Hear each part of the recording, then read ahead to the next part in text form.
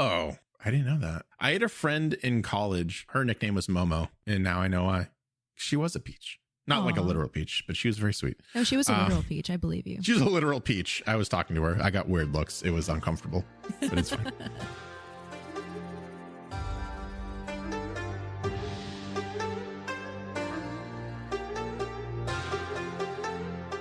Hello, everyone, and welcome to another exciting episode of Avatar, the podcast. I'm going to be leading the discussion today. That's right, me, your best friend. Good old Booster Greg. That's me. And as always, I'm going to be joined by, from now and forevermore until we run out of, Avatar things to talk about, AcornBandit. You're stuck with me. Yes, I am. No, you're stuck with me. Wait, that's Watchmen. That's different. We can't be talking about that. That's fine. This episode, we're going to be talking about Book 1, Chapter 3, The Southern Air Temple, or as we like to call it, The Rise of Momo. The Rise of Momo. I forgot that this was like the first episode with Momo in it, so I'm really excited to talk about it in more depth. Me too. I forgot that he came in so early on in the show, episode 3. I know. It's weird, like when you're watching the first couple episodes, you're like, where's Momo? And then you like kind of get used to a life without Momo. And then he shows back up and you're like, oh yeah, you, the food thief. Everything's right in the world again. Yes, absolutely. Before we get started, we just want to remind everyone that if you're enjoying the show, to go ahead and, if you feel so necessary, hit that subscribe button. And also, if you want to shoot over a like or comment or a 5-star review, whatever your heart desires, we super appreciate it. At this point, that is the best way to help support Avatar, the podcast. If you feel so inclined, if you want to tell us how much you love us, please do so. For the low, low price of 5-star reviews, you too can help feed a Momo. That's a good one. What we're going to be doing pretty much from here on out, we're going to start the show with any sort of news or shout outs that we have. Acorn, do you have anything you want to bring up? Nothing too big right now, but I will say that we might be cooking up in enamel pin designs. So stay tuned. Can confirm it's going to be adorable and may be featuring one of our favorite furry companions. So it's not me. Get hyped. Not Greg. All right. Without further ado, episode 3. Oh, I'm so excited. I'm so excited. This was such a good episode. It was so good. So we are brought into episode 3 with Katara and Aang packing up their campsite while typical Sokka, is sleeping in. Aang is excited about the Southern Air Temple. Katara tries to kind of like warn him or calm him down a little bit that it's been 100 years. Things are going to be really different. You don't know what's going to happen, but Aang is not really listening. He's just very focused on getting home, seeing any of his loved ones, or just even seeing a familiar territory. Aang doesn't want to wait for Sokka to wake up, so he tricks Sokka to thinking there's a snake in the sleeping bag by dragging a stick on top of him. Sokka flips out, lands right on his face, and now everyone's awake. They have zero reason why they can't just go to the Southern Air Temple. You know what really struck me about this? And it's something so small. These are like 12, 14, 15-year-old kids in the wilderness breaking camp. In our world, aside from like the Boys and Girls Clubs and families who go camping together, I feel like people today wouldn't know how to survive in the wilderness. Yes. Not like we have to, but it's such a small, nice detail in the world building that these kids who come from completely different parts of the world already know how to navigate and survive. So it was so cool to watch them breaking camp and be like, okay, guys, let's hit the air. Oh yeah, no, it's you take advantage of that. I think seeing these kids doing these quite adult things like surviving in the world, where in the real world people are freaking out that they can't get haircuts right now. So it's just like it really does kind of put a perspective on everything for sure. Meanwhile, off the coast of the southwestern Earth Kingdom, Prince Zuko and Uncle Iroh are trying to get their ship fixed from their encounter with Team Avatar. So if you forget, or maybe you're not listening to all these episodes back to back, it got frozen essentially. And Aang took off, and Team Avatar kind of took off. So right now, Prince Zuko and Uncle are trying to be very discreet and get their ship fixed as quickly as humanly possible. Zuko tells his uncle that they should not make any mention of seeing the Avatar, fighting the Avatar, whatever, so that no other firebenders will realize what happened. Just when you think you're ready to go and getting things underway, classic Commander Zhao shows up, and Uncle Iroh and Zuko hastily stitch together a really lame attempt at a story of how their ship got destroyed. It was so forced. It really was. It was, I love this part because it's just like, Uncle will tell you the story. And then Uncle's like, I will. Oh, yes, I will. What happened again, Zuko? And Zuko's like, oh, yes, we did a thing. Yeah, I love how Zuko is like the sole commander on his mission to find the Avatar, and he bosses everyone around on his ship. But then on home ground, he relies on Iroh's ingenuity and social graces to get through situations. Mm-hmm. So it's like another perspective that reminds us of their ages and how Iroh really is his mentor, and he does respect him because it's like, Iroh, I need help. Yeah. You tell them the story. Well, it's very easy to forget that Zuko is a kid. Yeah. Because of how he holds himself with his underlings, so to speak, and just him being so consumed by anger and hatred towards someone he's only ever met once. It really is easy to lose that perspective. Something that I found very interesting while watching this whole episode is how alike Zuko is with Iroh. Like, they're very similar, and if you strip away the anger. And eventually he turns like emo-y and stuff like that. He very much has a lot in common with his uncle. And you could see Uncle Iroh's influence on Zuko. And especially like these little moments where they're trying to like come up with a scheme almost, or a lie. And they're both terrible at lying. Yeah. I love that. We really do explore more Zuko's character in this episode. And Iroh's influence you can absolutely see throughout it, which is so great. Zhao is not convinced in the slightest and invites the two for a drink. Zuko tries to reject the offer, but classic Uncle Iroh scolds Zuko and reminds him that he owes Zhao a measure of respect and accepts the invite on behalf of the two of them. Again, Uncle just kind of being like, stop being a brat. This guy sucks, but he is still a superior ranking officer. You have to show him his respect. He earned his way up here, up to this rank. Also, he's commander now. Oh, yeah, he's commander. Not captain anymore. Yes. So, for anyone who's rewatching this with us, the promotions have begun. Meanwhile, we join Team Avatar again while they're approaching the Patola mountain range. And Sokka finds out that Aang used all of the blubbered seal jerky to start their campfire the night before. And now defeated and hungry Sokka mentions, no wonder the flames smelled so good. I love Poor Aang, he didn't know the difference. He's vegan. He just thought it was like wood or fire starter or something. But it's also like, I didn't even think about that. I thought of just like how disgusting it must be. And he must have been like, oh, this must be not for food. Yeah. And looks kind of flammable. So there.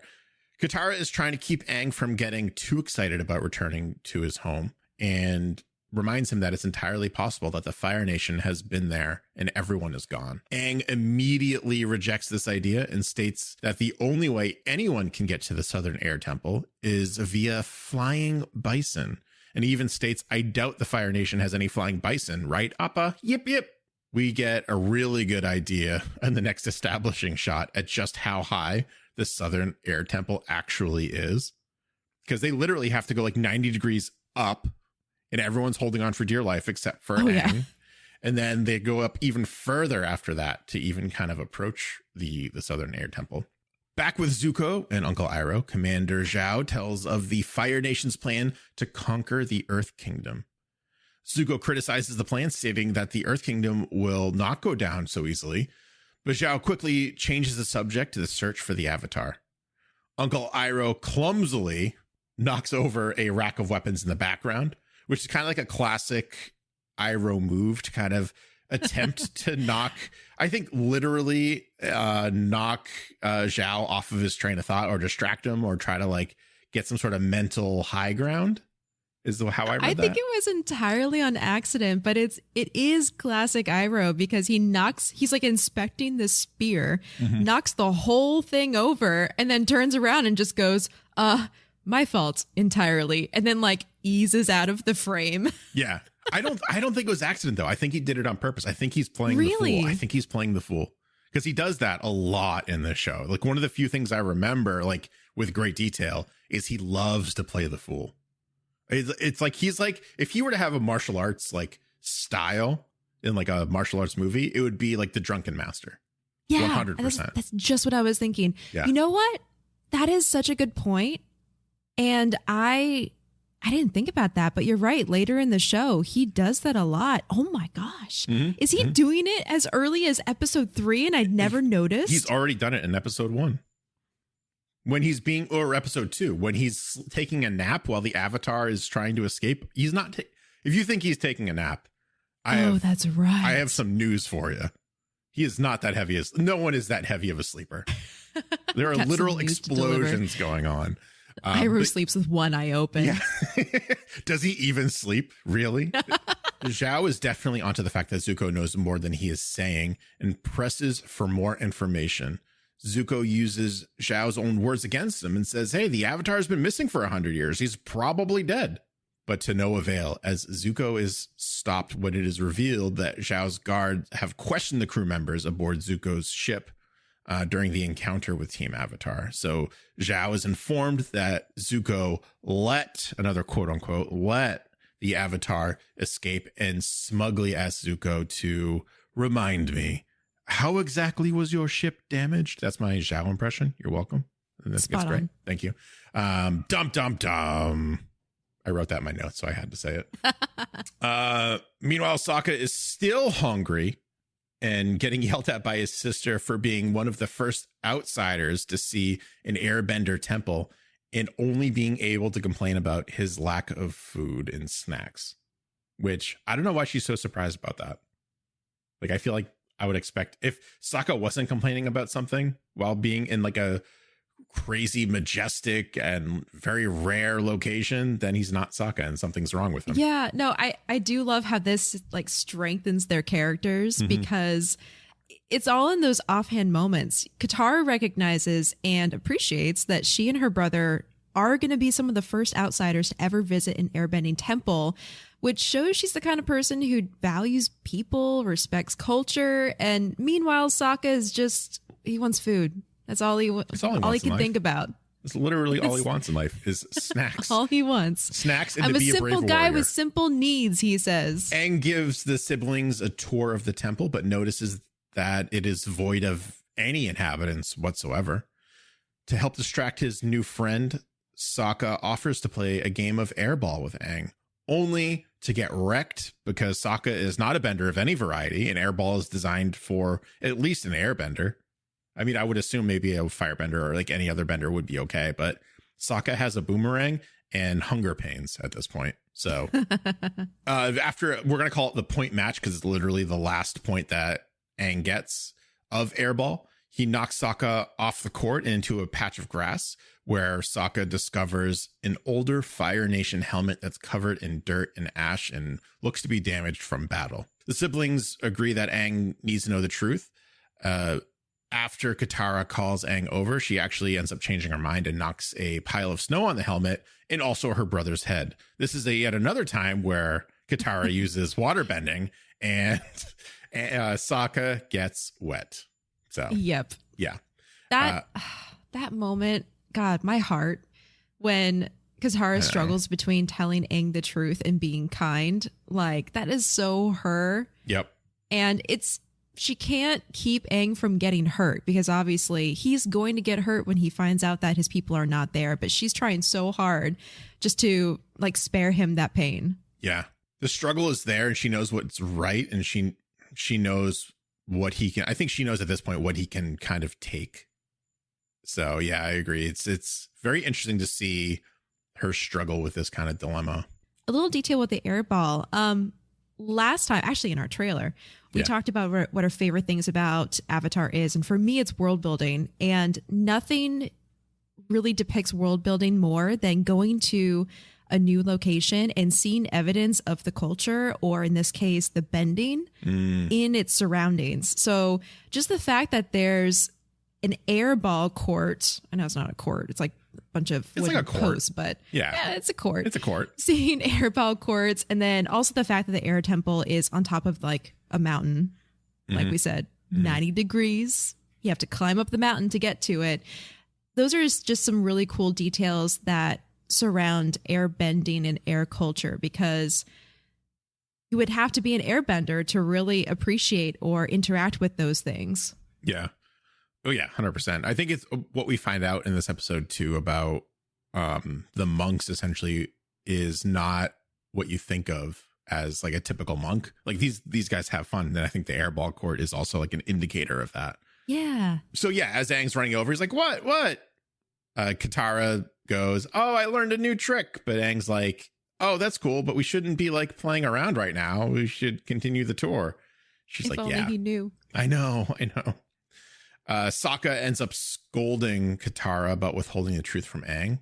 But as you said earlier, she's worried about what would happen, how he would react when he found out that firebenders had invaded his home. Following the young airbender, we get our first mention of airbender, a monk named Monk Gyatso. We learn in a flashback sequence that Gyatso was quite the prankster and a great mentor and friend to young Aang.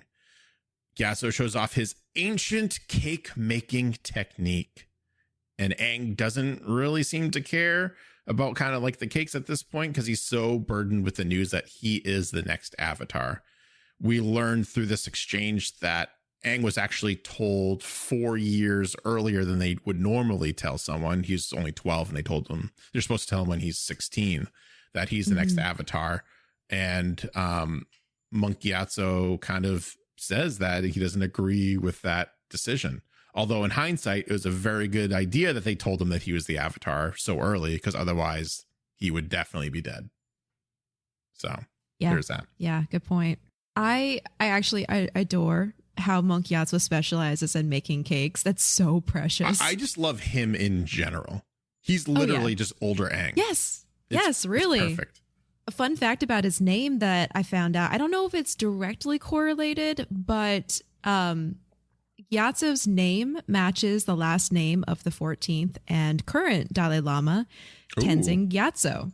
For those who have watched Legend of Korra, Tenzin will be a familiar name. For everyone else, don't worry, we'll get there. Yep. He'll just be out there demanding pictures of Spider-Man. Yes, that's a J.K. Simmons joke that I made. And you'll get that when we get to it. Monk Gyatso tells Aang to live in the present and not dwell on the past, which is like, I feel like a classic Tibetan monk thing is just, absolutely very much the Tao of Pooh, so to speak, Winnie the Pooh. I remember reading that way back in the day. He also tells Aang that once he is of age, he will be allowed to enter the Air Temple Sanctuary, and he will meet someone who will help him become a better Avatar. The master and pupil then launch the cakes, the freshly made, very special cakes that Monk Gyatso had just taken out of the oven, onto nearby meditating monks, who are then pounced on by nearby winged lemurs who eat the cake off of the monks' heads.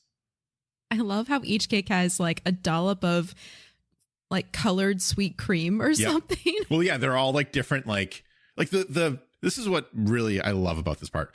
The amount of care that went into these cakes. I would imagine different fruit fillings. They have different whipped toppings, only to be made using a very special cake technique, only to throw on top of meditating monks, not even to eat. It was great. If nothing shows, like nothing else shows how much of a prankster Monk Gyatso is than that. Oh yeah. And I love how they make you think that they're going to eat them like all the way up until this point, because Monk Gyatso is like, oh, Aang, are you going to help me with these cakes or not? And Aang gets like a fun little like smile, and you're like, oh, they're going to eat all this cake. They're going to be really sick after this. And they go, nope, just launch right onto heads. It's great. Oh, another note about Aang at this time. You know, we learn in the scene that he is 12 and he was told that he's the Avatar, which normally the monks will wait until the Avatar is 16 to tell him this news. But also, Aang has his light blue arrow tattoos, right? Something that I thought was really interesting is airbenders receive their tattoos when they reach the level of master. So once they reach that level, they get 5 light blue arrows tattooed across their body, and those arrows emulate the sky bison's natural markings because the sky bisons are recognized as the first airbenders. But unlike most master airbenders who get their arrows later in life, Aang received his when he was only 12 after inventing the air scooter. So this actually makes him the youngest known airbending master, and he just happens to be the Avatar, which is super cool. Aang, like, he very much, like, again, has that Goku element to him where he's goofy and young and naive, but he's also like, don't mess with him. He's super powerful. Yeah. And all of his achievements come at a very early age for him. So it's, again, something else you forget as you're watching this, as he's like making silly faces and stuff and going through. It's like, oh yeah, you got this accolade very early in life. Like, that's nuts. Yeah. Your legacy was laid before you. Talk about pressure. Yeah. I guess it's a good thing that he's a monk, right? Because he can focus on, detachment and focusing on joy and compassion and things. It's interesting. I started reading a book this year called The Book of Joy by the Dalai Lama and Archbishop Tutu. And it was incredible watching this scene now, having read that book, because there's so many parallels to Tibetan Buddhism. It's not even funny.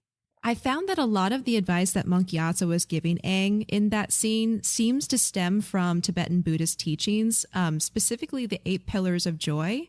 The first 4 pillars are 4 qualities of the mind, which are perspective, or being able to see all of life in its wider perspective, humility, or understanding our place in the great sweep of all that is, was, and will be, using humor to help manage all of the ironies and cruelties and uncertainties that we face, as well as being able to laugh at ourselves.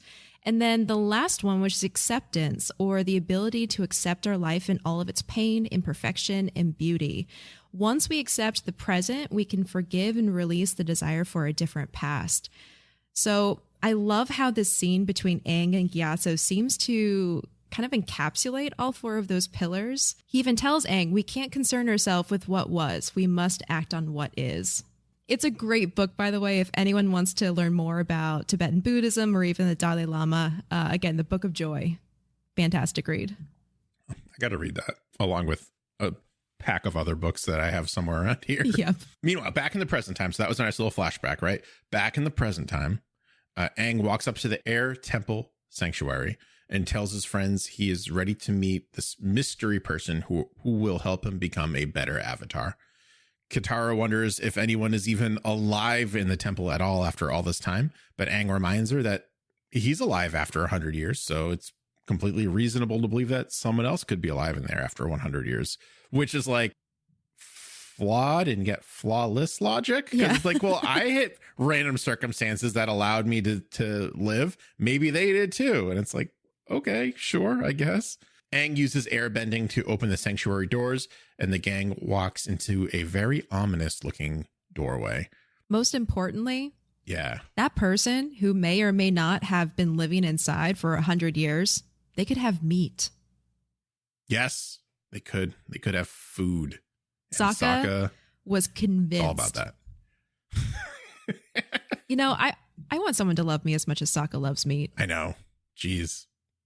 There's like, that's just like an undying, we'll do anything for, we'll turn anything into meat just to have meat.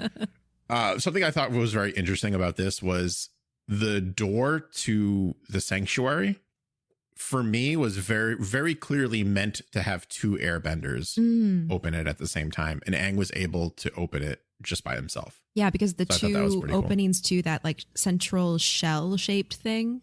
Yeah, it was like the end of a horn almost, it looks like, where like the air funnels into. It looked like it kind of reminded me of like the nuclear codes, like in a movie when you're supposed to launch them, you both put the key in at the same time and you turn them, and like that kind of reminded me of that, but like for airbending, where I would imagine that they're supposed to airbend at the same time to unlock the 3 locks to get into there. But Aang was able to do it all on his own. Yeah. So I thought that kind of again goes to his accolades as an airbender and a master at that. Back with our good friends of the Fire Nation, Commander Zhao mocks Prince Zuko about letting a 12-year-old boy escape and how pathetic Zuko really is. Zhao comes to the realization that catching the Avatar is far too important to leave in the hands of a teenager. Again, that was my Zhao for everyone. You're welcome. As the Avatar is the only being that stands in the Fire Nation's path of winning the war. He storms off and Zuko tries to attack and protest, but is held back by guards. Uncle asks for more ginseng tea, his favorite in this episode. We were talking about that earlier, where you were like, oh, like lavender. I was like, no, it's ginseng was this episode. Jasmine. So I was like, jasmine tea is his favorite, right? Jasmine. Oh, in this episode, it's ginseng. It's ginseng. So I'm going to like start to make a note of this whenever he mentions tea. Yes, we should. And he says it's his favorite. We're going to bring that up for you. This is my promise to you. This is our promise to you, the listener. We will find out how many favorite teas Uncle has, and if any overlap. And if they do, we'll keep a count. So we'll see, ultimately. Can't wait to see the results. Tally them up. Zhao is really, he is despicable. So for me, like my friends and I, when we were watching this, had the conversation, even when the live action movie, The Last Airbender hit, of like, you know, what culture do these nations like exhibit, or are they like more closely related to? And Fire Nation for me has always been like the Japanese culture, where it's very like proper and very like, you know, they're very like straight to the point, and like, at least that's my understanding. And Zhao is that. He's kind of an ass, but like, yeah, like he's very like, I am this, you are this. This is why you can't do this. I am better than you. And Zuko is very similar to him too, where he's not as alpha, I'll say, as Zhao. Like, I feel like Zuko can admit his faults, maybe just to Uncle, but he can. Whereas Zhao's like, I'm perfect. I don't know what you're talking about. This is great. This is what's going to happen. And you're it. And like the way he acts is how I expect most of the Fire Nation to act. Yeah. Very assertive. He, I mean, that's why he gets all the promotions, right? I actually read something interesting. It's interesting that you talked about how you saw the Fire Nation as being based on Japanese culture, because I remember reading somewhere that was the initial artistic direction of the Fire Nation, and then they had to tweak it a little bit and make it more generally Asian, so they didn't accidentally like demonize Japanese culture. But you can definitely still see those influences in the Fire Nation culture, even in some of the color scheme too, where, you know, that too, red, like, well, I mean, I guess like, you know, the Chinese flag is also red, but I always just think of like that white flag with the red circle right in the middle, and their aesthetic just feels very Japanese to me always. But yeah, that's just like, that was my thought of it when I first watched it, and I still kind of feel that way rewatching it, but I can't tell if that's like residual feelings from the first time I watched it. I'm just kind of importing them into here. Or, you know, if that initial design is shining through, and even though they've, you know, gone over it and masked it and iterated on it, it still kind of shows through. I did find a fun fact about Zhao's character. Yes, what is it? Apparently he was based on the character William Tavington from The Patriot. Did you see that movie? Yes. Okay, I didn't. But apparently... You've never seen The Patriot? No, I haven't. Is it one of those classics? I think it is, but like, I don't know. I used to really like Mel Gibson until he went crazy, and I still really like Heath Ledger, and they're like the stars of the movie. So I didn't know that. Yeah. Well, there's a lot of movies I haven't seen, and actually, the Geek Generation Network just launched another podcast called Katie Hasn't Seen That. I feel Katie and I are very similar in that way. We haven't seen a lot of movies, and The Patriot is one of them, but apparently Tavington is the antagonist, right? And he's characterized as a very charismatic, brutal commander. And the Avatar casting director, Marianne Dacey, was asked to find someone who sounded like him to voice Zhao, and ended up getting Jason Isaacs, who is the actor who portrayed That was Tavington. Jason Isaacs? Yeah. I didn't even look at that.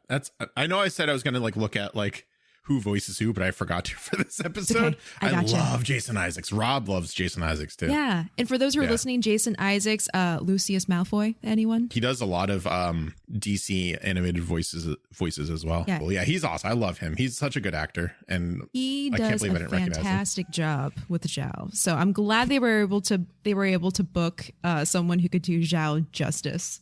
Yes. By the way, we forgot to mention this. I'm going to mention it now before we forget. Prince Zuko. Who's he voiced by again, Acorn? Why, he's voiced by Dante Bosco, aka Rufio. Rufio. So good. So great. And also I do want to make sure I bring this up because I was very excited when I learned this. Katara is voiced by none other than Mae Whitman. Yes. And if that name kind of sounds familiar to you, you probably know her from the hit show Parenthood, which if you haven't seen that and you don't want to be in a solid emotional state, please do so because it just messes you up every time you watch it. She was also in Scott Pilgrim versus the World and also appeared in the hit show Arrested Development. And if you missed her, it's understandable, but she did play Anne in that show. So. It just shows her range, right? It's that's Mae Whitman. Yeah, I didn't even realize that when I was rewatching it. And then I think I was just like letting the credits go through. And I was like, oh, geez. Oh, crap. That's her. It's her and her. Cool. Back at the Air Temple Sanctuary, Team Avatar enters a giant room filled with the statues of past avatars. Sokka is still complaining about food, but Aang and Katara notice that the avatars are arranged in a pattern, which we end up learning is the pattern of the avatar cycle. So the avatar cycle, for those of you who don't know, it starts with air, goes into water, then earth and fire. So usually it's an airbender and then a waterbender, which we learn in this and The Legend of Korra. Then it goes to an earthbender, and then it goes into a firebender. What I find very interesting is that like fire and air are opposite ends of the avatar cycle. Yes. It's very good. Just like they're so different. So I'm wondering, like a lot of what we learn about the avatars, they get reincarnated into the next kingdom. But like Aang is definitely himself and not everyone else. When I think of reincarnation, it's been too Hollywoodized for me. Where it's like, I think of like, oh, it's just me in the body of a dog and I have all my memories and I'm just a dog now. But that's not the case in Avatar. He's his own person. He just has, I don't know, like access. The soul of previous avatars. It's almost like previous experiences and lifetimes locked away in the soul. But then you yourself are your own person. You come from your own nation. You have your own bending. This is where it gets very deep for me. I mean, I don't want to like dwell on it too long because we still got a whole episode to go through. But for me, your experiences create the soul, which creates the person. So like, I'm always like trying to differentiate that Avatar and like other philosophies, I'm sure, differentiate that, which is very just like, I'm always like, wait, what? But he's just his own. It's fine. He's his own and he can just get power from other people. That's how I've been able to like wrap my mind around it. But anyways, Aang locks eyes with the last statue and remarks that it's Avatar Roku, his predecessor, who was a firebender, that Sokka remarks and says, "No wonder I didn't trust you when I first met you. You were a firebender in a previous life." Another great Sokka moment. Suddenly, the three of them hear a noise from the entrance and causes the group to take cover behind the statues. Preparing to fight a firebender because the shadow that is projected on the ground does kind of look Fire Nation-ish. Sokka jumps out, trying to catch the intruder off guard. When the other two join Sokka, they find that it's a single small little cute lemur in the doorway. Sokka chases the lemur to eat because Sokka is gonna be Sokka, and Aang wants to keep the lemur as a pet. The two race to see who can be the first to catch the lemur, but Katara stays behind in the temple sanctuary. The lemur flies out from the window, and Aang, determined to catch the animal, jumps off the temple balcony after it. So we get like a very serious moment where Aang is locked eyes and in a trance almost, just staring at Avatar Roku.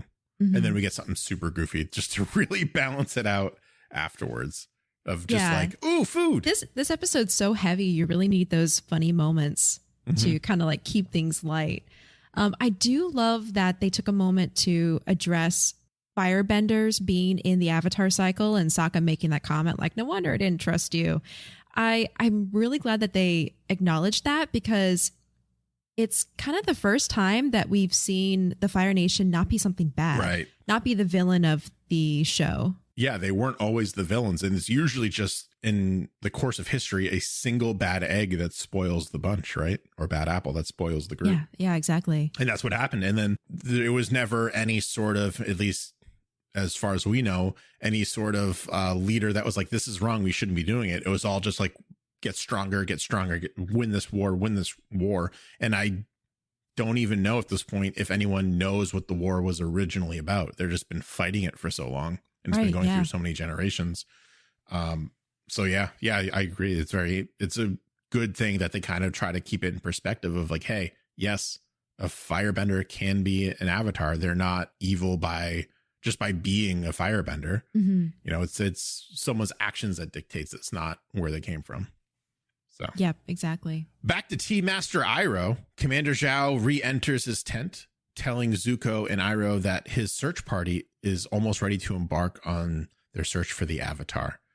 Zhao states that Zuko and Iroh will be freed once the ship has left port. Zuko announces that he will capture the Avatar before Zhao, and the commander laughs. He has a better fleet. He has more experience. He's just better prepared for all of this. Not to mention, as we saw at the beginning of the episode, Zuko's ship is tiny.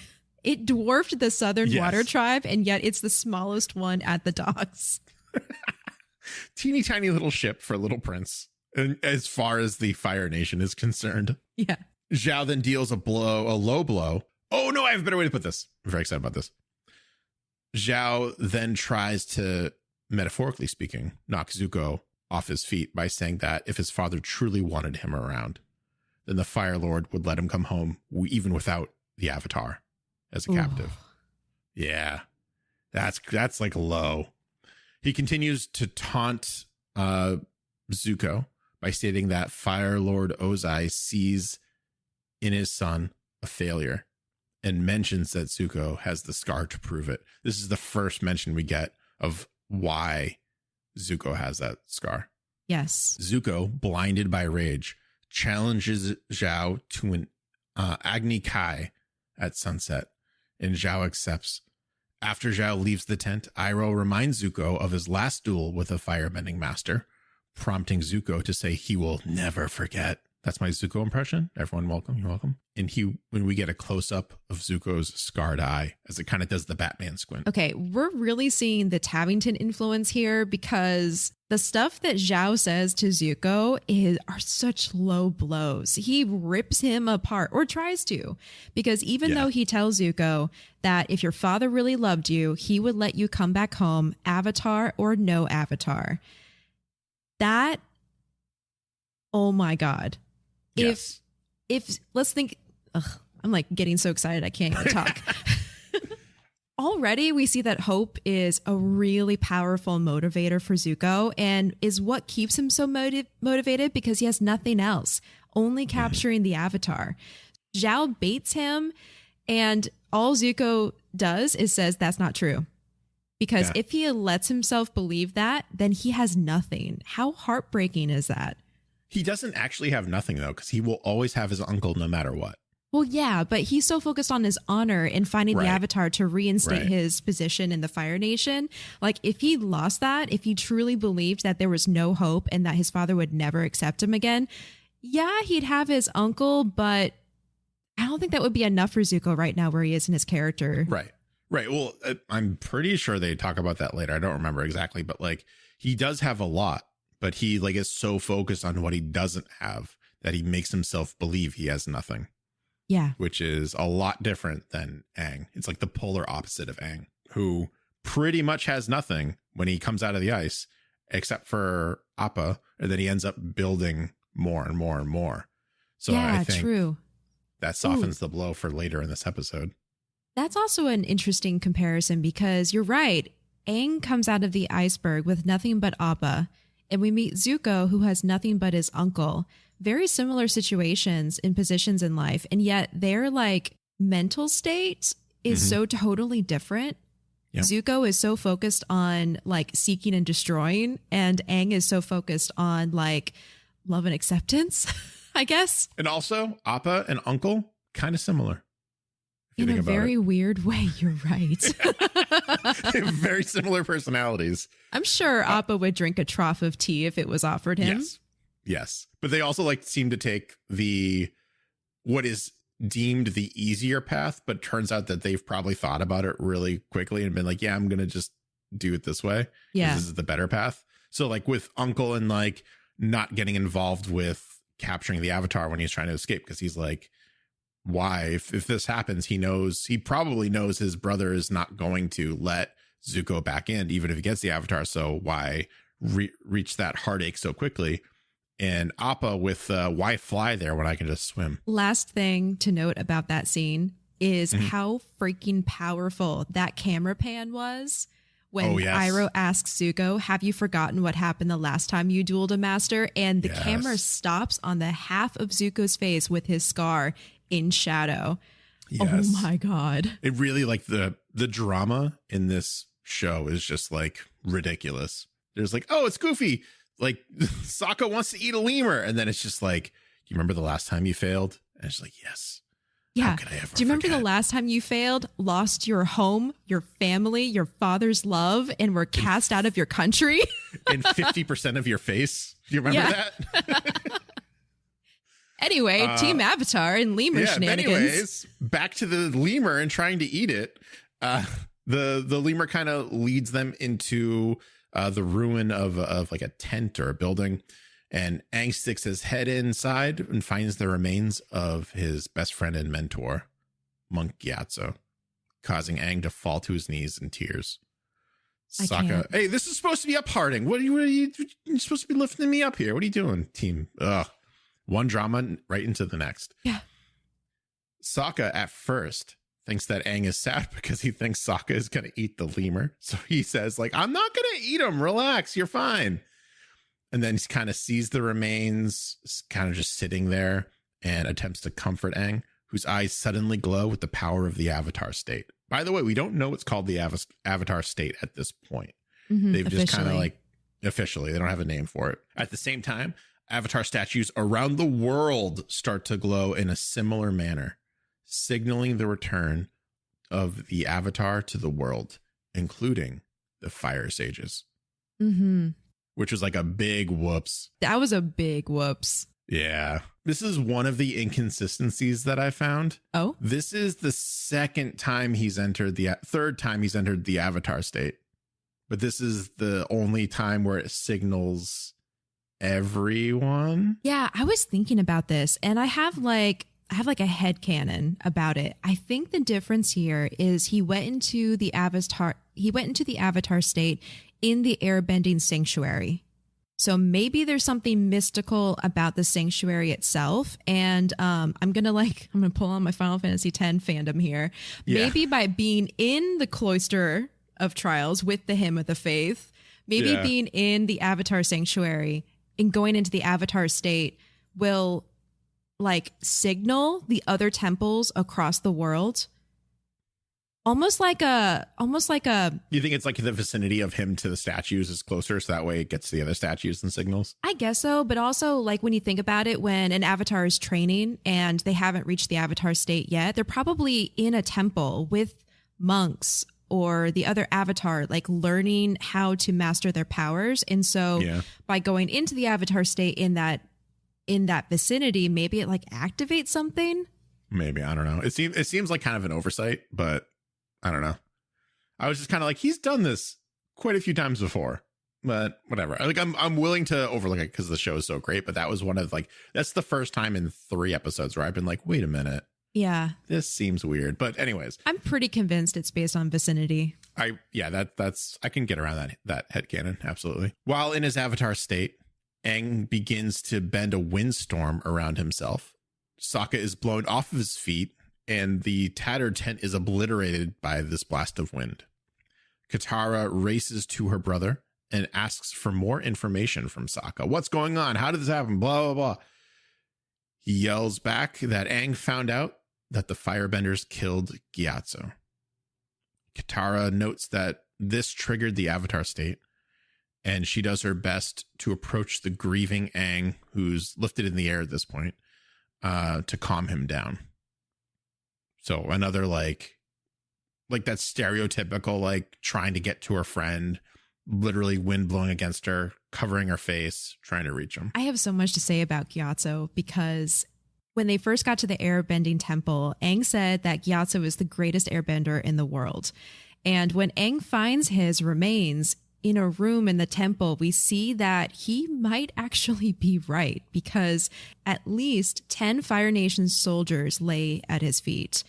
And I know it's a slight spoiler, but we later learn that the attack on the Southern Air Temple was during Sozin's Comet, a natural phenomenon that greatly enhances a firebender's abilities, which means Gyatso single-handedly fended off and killed at least 10 comet-boosted firebenders. That is absolutely incredible. I always feel that an airbender is the perfect foil to a firebender. And like you would think it would be water because like, you know, water can douse fire. But for me, it's about redirection of the flames. Yeah. And they are opposites. I can almost see Gyatso just fending off these flames by just redirecting them back at their opponents and trying to catch them off guard. I feel like we knew that he was dead because it's been 100 years and he was already super old to begin with. But like just kind of seeing how he went is kind of heartbreaking because I always feel like he should have been like on his deathbed, surrounded by friends kind of thing. Yeah, exactly. That's, you know, that's something I was thinking about because as someone who lost a family member at a very young age, I always get emotional seeing Aang overcome by his grief in finding Gyatso.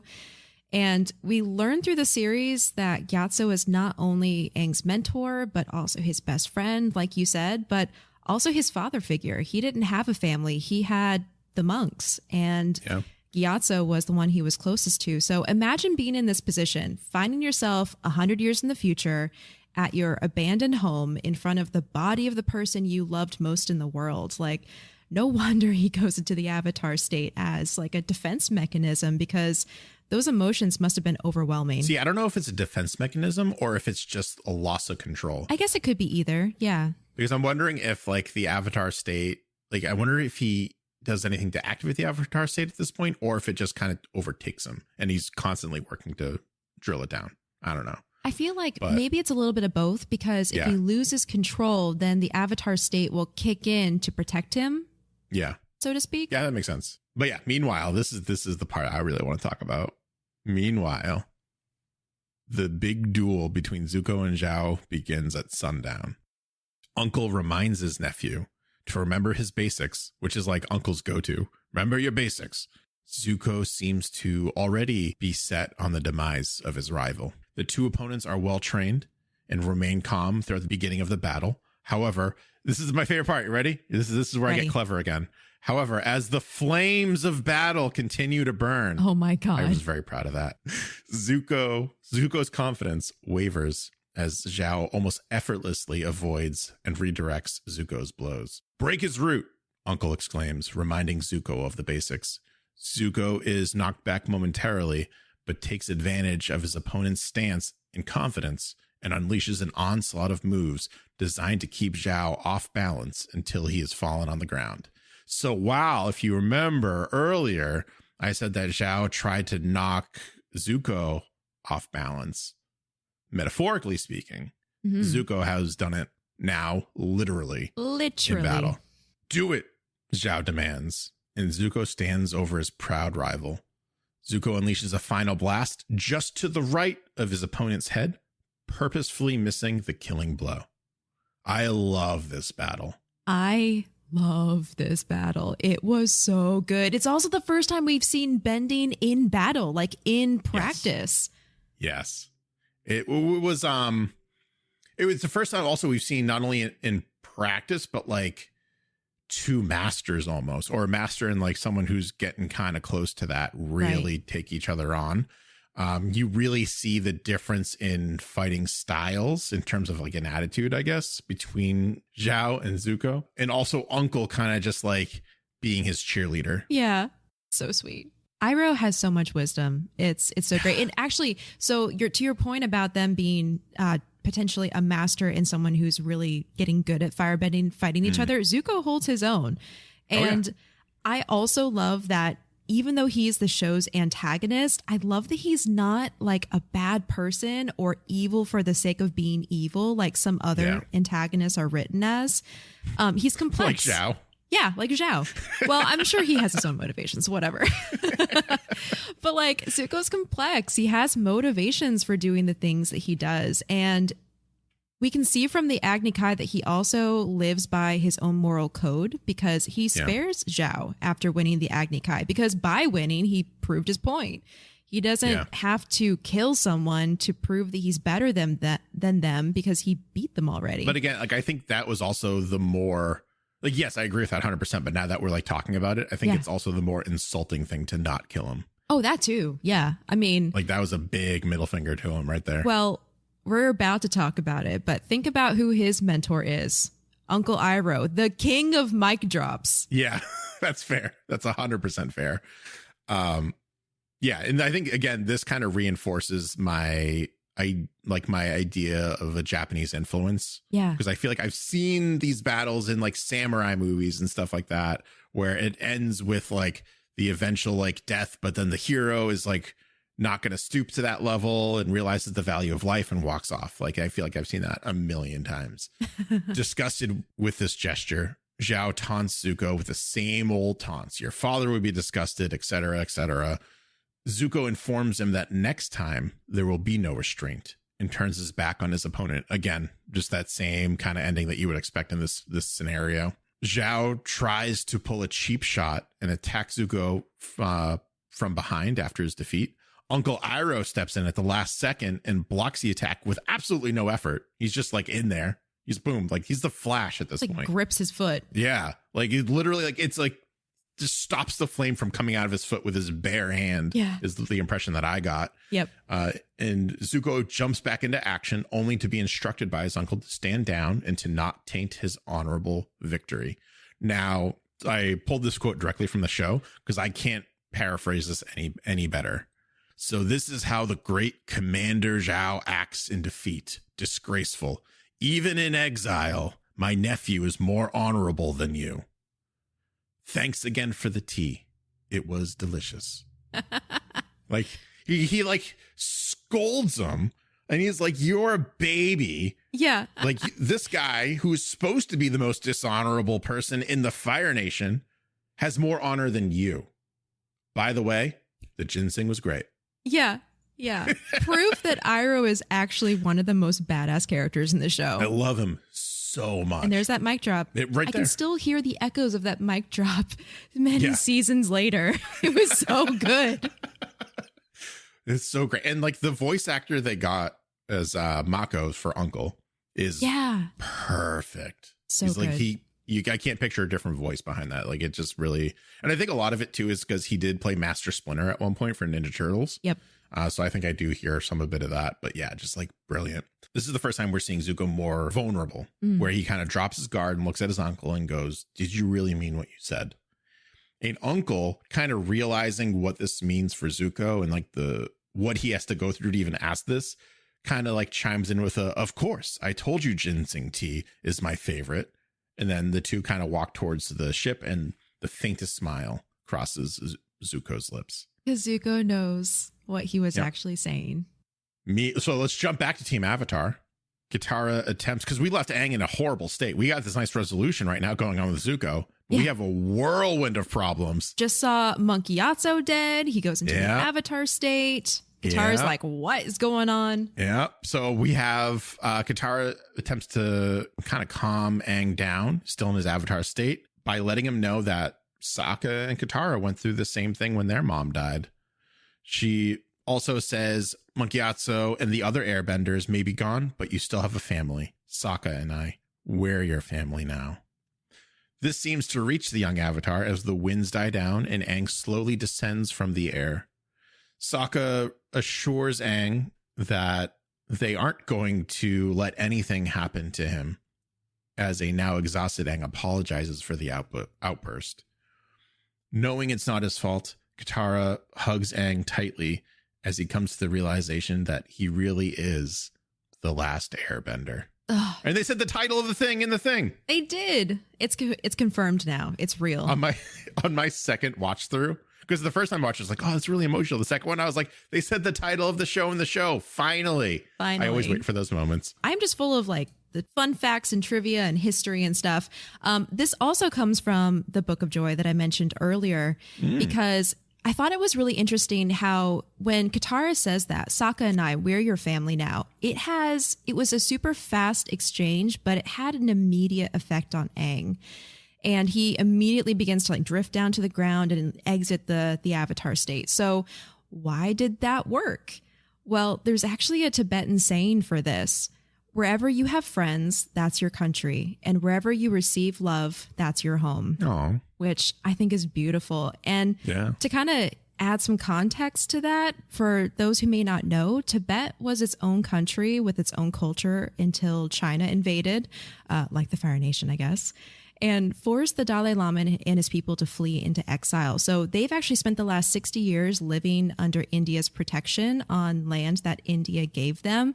So for both the Tibetan people and Aang, who also lost his home and his culture, your country is where you have friends and your home is where you receive love, which I think is so, so beautiful. It's just like seeing Aang this way too, even for the briefest of moment, it's so heartbreaking. Whenever I feel like, especially Aang, when he gets disheartened or he gets sad, it just really hits a lot harder than any other character. Yeah, because it's like the sun is dimming. And even like I found with what I remember of Korra as well, like she'll get down on her luck and stuff like that, but I never felt that like that puppy sadness, I guess, for lack of a better term, where it's like, or actually, you know what? No, it's more like when Winnie the Pooh gets sad. It's exactly when Winnie the Pooh gets sad, because like he's so like positive and there's not like a mean bone in his body.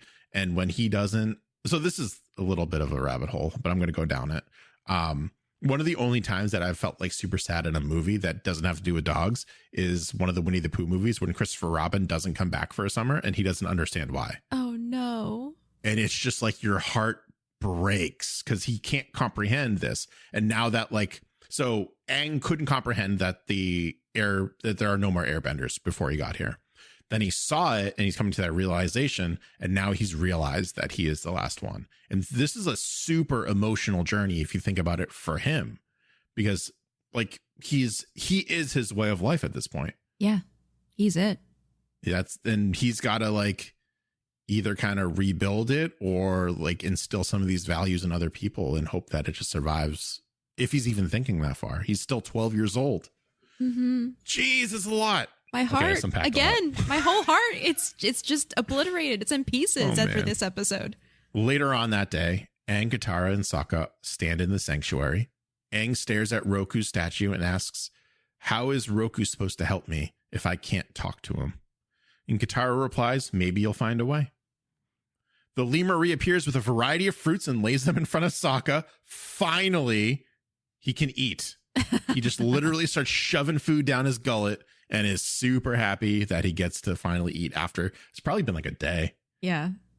Oh, Sokka. Later, as Katara and Sokka finish packing, Aang stands overlooking the silent remnants of the deserted temple with Appa and the lemur.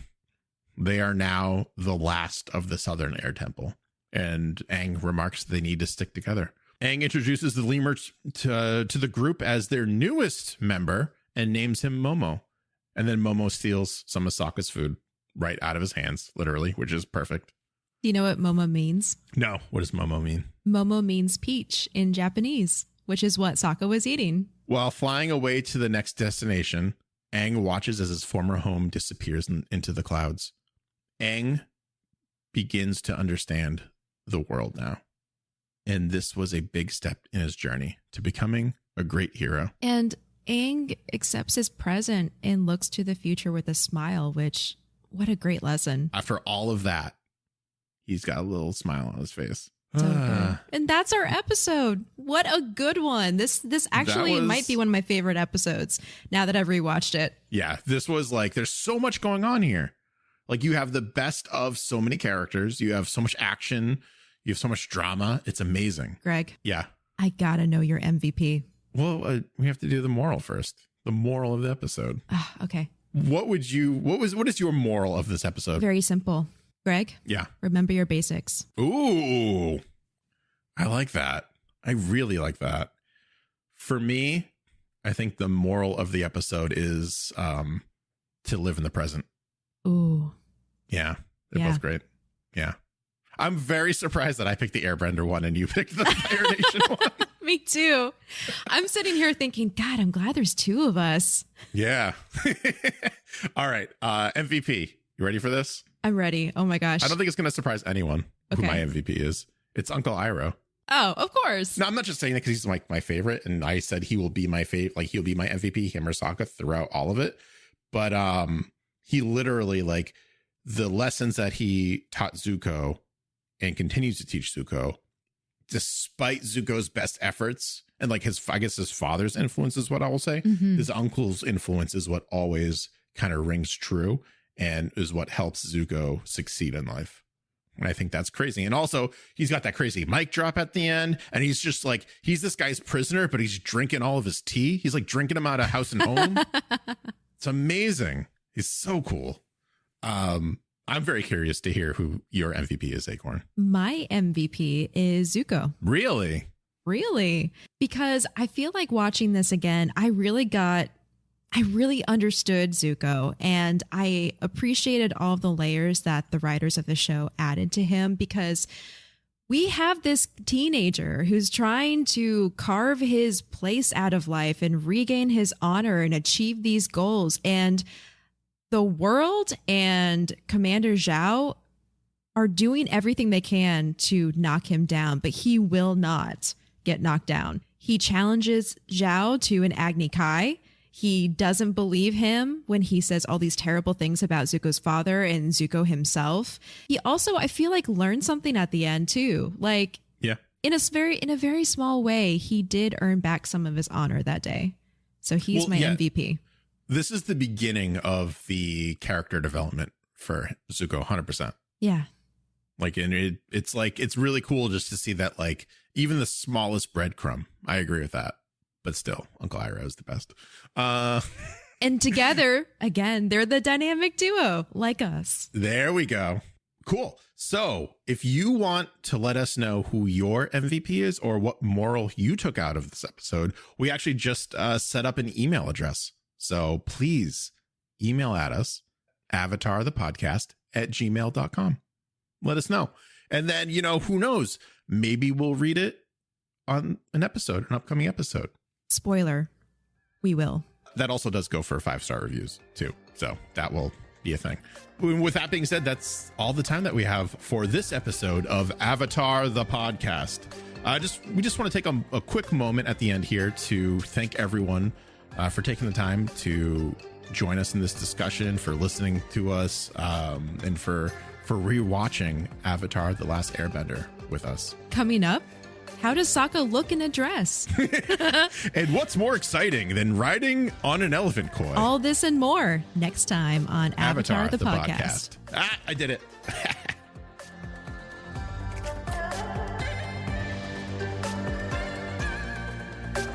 Avatar the Podcast is a proud part of the Geek Generation Network.